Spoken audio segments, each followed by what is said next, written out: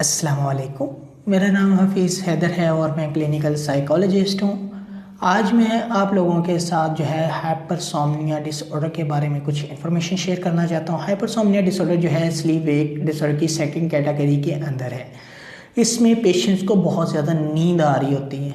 जहाँ पर भी देखो, जिस जगह पर भी देखो, उसको थोड़ा सा मौका मिले सोने का और वो सो जाता है। वो नहीं देखता कि मैं बस में जा रहा हूँ, वो नहीं देखता मैं ऑफिस में बैठा हुआ हूँ, वो नहीं देखता मैं किसी की गैदरिंग में बैठा हुआ हूँ, कोई फंक्शन है, कोई कॉन्फ्रेंस है, वो नहीं देखता। उसे एहसास नहीं होता, उसे बस सोना सोना और सिर्फ सोना ही होता है।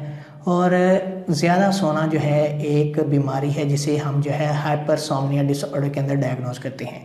नॉर्मल रूटीन में पेशेंट जो है 6 से 9 घंटे अगर सोता है और इस दौरान अगर उसकी जो है डेली रूटीन मैनेज है तो उसको हम जो है एक नॉर्मल इंसान कहते हैं। लेकिन कुछ ऐसे इंसान भी होते हैं जिनको सोना बहुत पसंद है और वो इतना कुछ सोते हैं कि उनके लिए सिर्फ जो है उनकी ज़िंदगी में सोना, खाना पीना और सोना होता है। इसके अलावा उनके लिए कुछ भी ज़रूरी नहीं होता। एक सेकंड के लिए भी इनको अगर फ्री छोड़ दिया जाए तो इनको नींद आ जाती है। तो इस तरह के पेशेंट जो हैं वो अपनी रात को जो है 10, 12, 13 और इवन के 14 आवर्स जो हैं वो सोते हैं। और वो सोने के बाद जो है उन्हें एहसास होता है कि यार मुझे जो है अभी अपनी नींद पूरी करनी है और मुझे सोना चाहिए। और वो सोने का सिर्फ इतना ही सोचते हैं कि मुझे सोना चाहिए और वो सो जाते हैं। ज़्यादा सोना भी सेहत के लिए बहुत ज़्यादा ख़तरनाक है।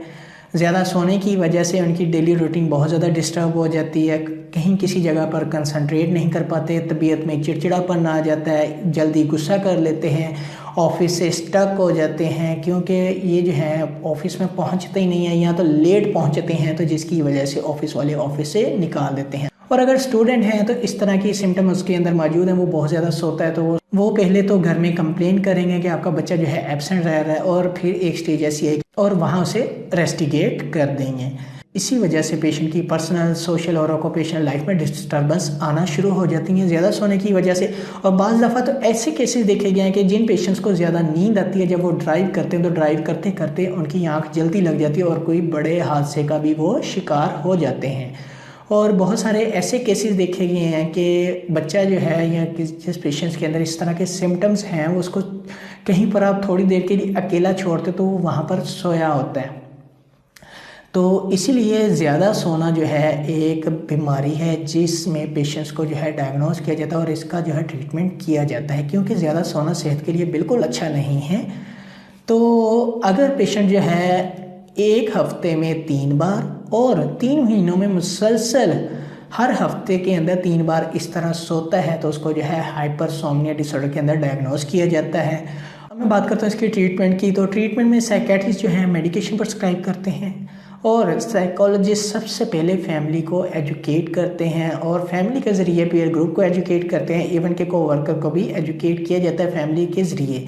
और इसके बाद जो है पेशेंट्स के अंदर जो है इंसाइट बिल्ड करते हैं और पेशेंट्स के स्ट्रेसेस को आइडेंटिफाई करके इनके लिए डिज़ायर इन्वायरमेंट जो है वो क्रिएट किया जाता है। इन्हें आर्टिफिशियल इन्वायरमेंट ऑर्गेनाइज किया जाता है, इनको totally check and balance environment के अंदर रखा जाता है और इनके साथ थेरेप्यूटिक सेशंस करके उसमें डिफरेंट स्ट्रेसेस को आइडेंटिफाई करके उनके ऊपर वर्क किया जाता है ताकि पेशेंट जो है अपनी जो है नॉर्मल नींद वो सो सके, ज़्यादा नींद ना सोए। तो उम्मीद करता हूँ आप लोगों को मेरी वीडियो अच्छी लगी होगी। अगर अच्छी लगी है तो काइंडली लाइक कीजिएगा, शेयर कीजिएगा और सब्सक्राइब ज़रूर कीजिएगा। ओके, अल्लाह हाफिज़, अल्लाह निगहबान।